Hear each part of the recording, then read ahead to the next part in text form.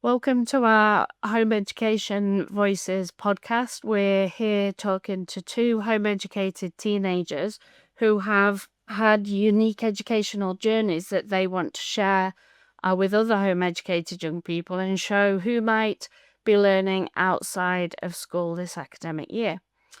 From young people's perspective, in the research that I did, Home Education Voices, Does It Matter Where We Learn? There was a really strong sense of ownership and agency. Many of the young people I interviewed described home education as giving them time, autonomy, freedom to explore subjects that they truly care about. They spoke about learning as something that belonged to them rather than something that was done to them. One young participant put it beautifully when they said, I get to learn when I'm ready and not when a timetable tells me to. My name is Dr Chelle Oldham. I am a lecturer at the Open University, and I'd like to introduce my co-worker, Amber. Hi there, my name's Dr. Amber Fensham-Smith, and I'm a senior lecturer in childhood and youth studies. I'm also the co-director of the Children's Research Centre. I'm really passionate in researching and understanding home educated young people's experiences. And today we're shining a light on a group of learners whose educational pathways often fall outside of the traditional school system, yet whose experiences tell us so much about autonomy, motivation, and what learning really means. So today we have Millie, who is 14, and Alex, who is 18. Millie, would you like to start off by introducing yourself and let the listeners know a little bit about you and your journey that led you to study with us at the Open University? So, like you said, I'm Millie, I'm 14, and I've been home educated for the past 5 years now. I started during lockdown when everyone was with all the music. Sorry about that. When everybody was getting work from school, I was educating myself with things that I found interesting and realized that it worked a lot better. So after the lockdown had ended, I decided to stay out of school, and that's when I deregistered and started home education. I wanted to go to college and I got in, but soon realized that it wasn't worth as much as I thought it was when I realized that I wouldn't be doing as much work as I was now. So I had a look into what I would actually need for university. And that's when I discovered the Open University and that I could start now. And I got in. How exciting! Alex also joins us. Thanks for that, Millie. Alex also joins us.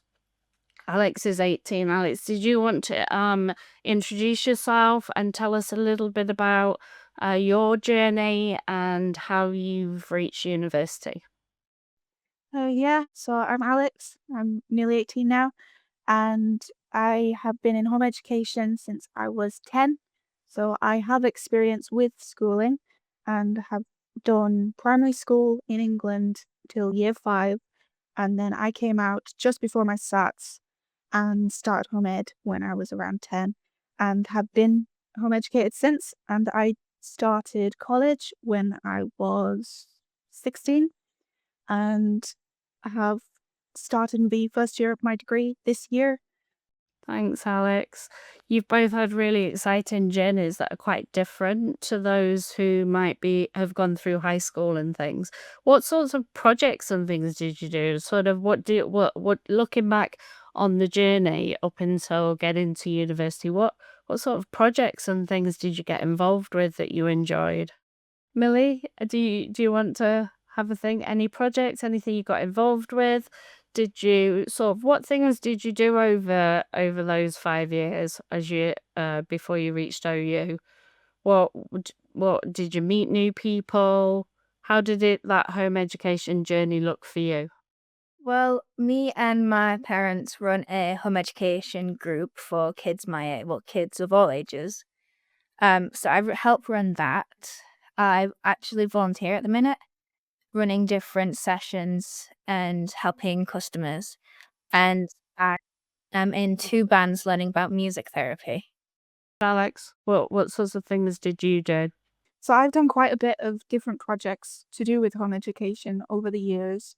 Um, I've done I've done meetups with other home educated kids and stuff. And one of the main ones I went to was ice skating. So we had a massive group meetup with different ages, different, backgrounds and stuff, all home educated. And we used to do ice skating, we'd have games and stuff. I've also done sort of survival foresty type things. That's where I've gone and like learned about how to survive sort of just on the, wilderness. And I've done those sorts of things. I have done a few pottery classes, which are really fun. Um, where we made our own, sort of dishes and plates and we just had fun basically. I've done, volunteering, so I do volunteer as well.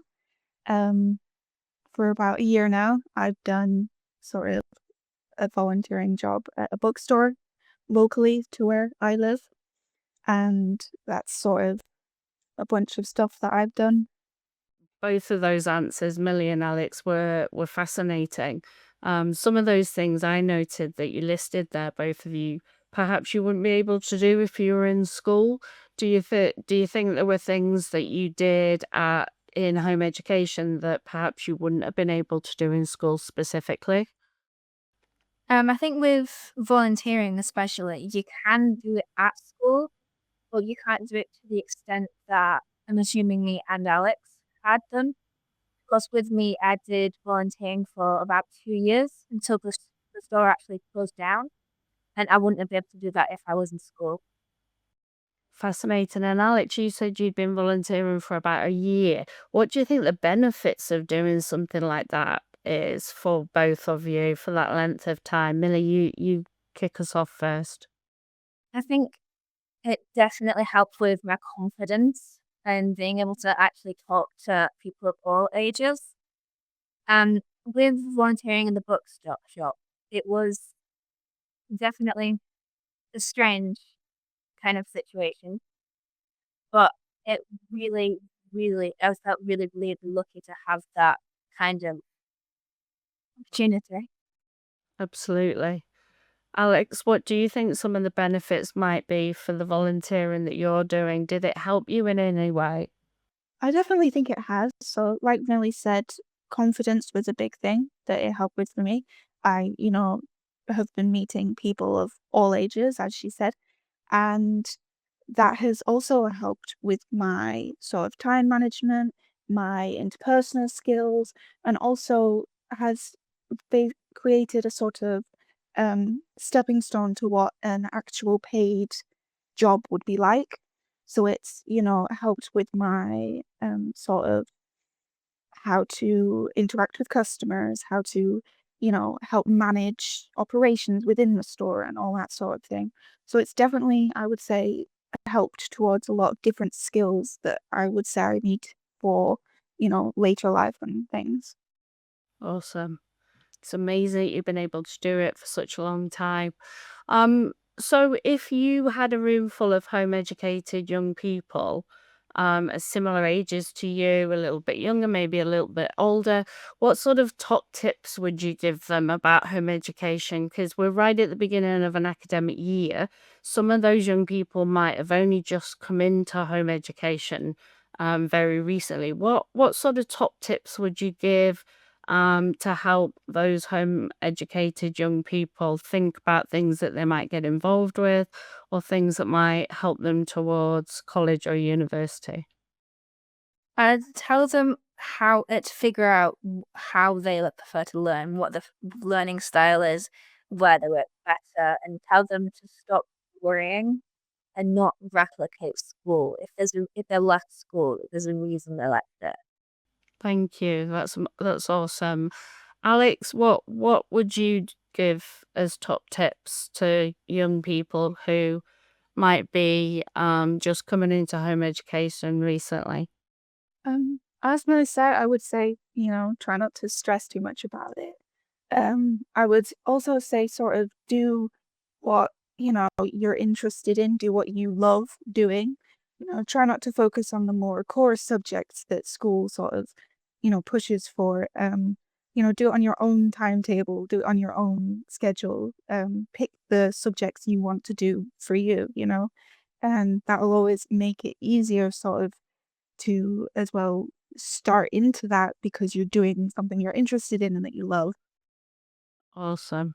Well, when you talk about things like your own timetable and doing things in your own time, what does that mean?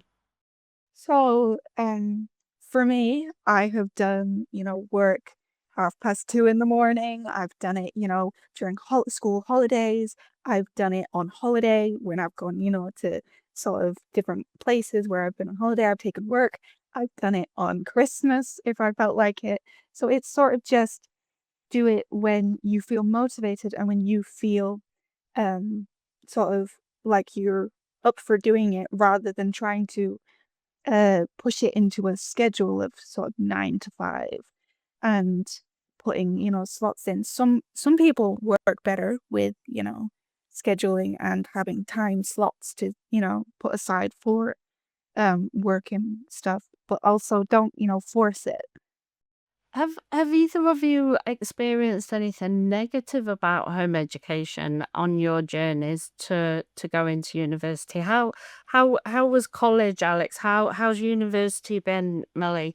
Have either of you experienced any negativity towards being in home education? And if you have, how do you handle that as a young person? I wouldn't say there is any negatives to home education itself, but just how people treat home educated kids and how they treat home education as a whole, because they can have quite small views on it. How do you handle that, Millie? A lot of the time, I just try and like help them understand that it's not what they think it is, and just help them know the truth to it. That's amazing. Alex, have you ever experienced anything and how would you handle that? So I have throughout the years I've been in home ed, especially as I've come more into my volunteering and college and uni and stuff. People will ask, when I tell them I'm home educated, the one of the biggest questions I've gotten is, did you have any friends? And there's this sort of a lot of people have this sort of idea that home education is you don't meet people, you're in your house, you don't go out, you don't. But and so I usually, have like conversations and explain that there are education groups, there are, the society of home educators, and there are people who meet up, and you're not just isolated in your home. That's one of the biggest, so I always like to just give them a little bit of an idea of what home education is like on the social side to answer that sort of "Do you have any friends?" question. And I had another big, um, one memorable moment was while I was still in college, my first year of college, I had a tutor who, was very discriminatory over the fact that I was home educated. And this tutor didn't think that I could produce the level of work needed. And she made multiple comments, sort of making negative comments about home education and how that would impact my ability to work or interact within the college setting, which, is quite a big thing. I'm sorry to hear you had that experience, Alex. But it sounds like that you both have a similar way of managing things when you get questions or queries, and you do great both of you do for the ages that you are to be able to communicate what home education is for you to those people around you, and what you're doing is actually educating those people about home education as well, which is wonderful. I just wanted to say thank you so much, Millie and Alex. I just wanted to quickly ask you, have you come across any other home educated young people at the OU? Because we're often hearing on the ground that that the OU is a great home for home educated young people. And so we were just curious if through your own networking and experiences you'd met others. I think it might just be because of my course, but I haven't actually come across any young home educated people on my particular course. But on the Facebook groups, I think I have come across one or two home educated children. Alex, have you come across any other home educated young people who have done anything on OpenLearn or started their degree with the OU? I have. So my sisters both are home educated and use the Open University for modules and stuff. And I also, through my work, have met someone a little bit older, um, who's sort of past his education now and into sort of work, who was home educated and has done a degree with the Open University and finished that and moved on from education and got into his career. So I have met quite a few people who are home educated and a few who have done it some work through the Open University. Thank you so much. Fascinating. Thank you both. Is there anything else that you want to tell us about your route to getting into university, or how you experienced that? Was that a good experience, Millie, as you were applying to come into the Open University? Alex, again, anything that you want to share about your experience of starting your university journeys? I never knew that Open University was possible at my age, with me being 14. But once we looked into it, we realized that it was in fact possible, and I'm just so glad that we learned that now, not in a few years' time. Do you think there's benefits to you starting at 14, Millie? Um, Definitely. It means that I can focus on my studies now, and then by the time that I'm 19, 20, I can do what I love as early as possible. What is it that you want to do, Millie? I'm going to work as an alternative therapist in clinical. That's awesome. That's such an awesome goal to have. Alex, is there anything that you wanted to share about starting in your first year of university or applying? What was your experience like? I definitely think for me personally, with my first applying for college, I was a sort of a little bit scared because, I didn't have all of the sort of qualifications that you get through school, so sort of GCSEs and stuff, and I didn't have like the all of the different ones that I would get from high school. And so applying for my first, college course was slightly scary. But I think because I have done modules on Open University and I have done other stuff, at home, it sort of was less scary because I had those sorts of things that I had done. And then going into college was a transition because I'd been out of school for so long. I had to get used to the sort of ways that formal education is within that sort of setting. And so it was a little bit of a push at first, but now going into my first year of my degree, it's a lot easier. I'm, finding it really fun to learn all of the different things that I'm learning. And once I've gotten past that initial struggle a little bit, it is amazing. And the stuff that I'm able to do now, is amazing. What is it that you're doing, Alex, at university? So I'm doing sciences at the moment. Um, it's primarily, chemistry and biology rather than the physics side of it. But I'm hoping eventually that will transition into my forensics science. And then I will be going on to forensics towards the end of my degree and hopefully becoming a forensic scene examiner with the police force.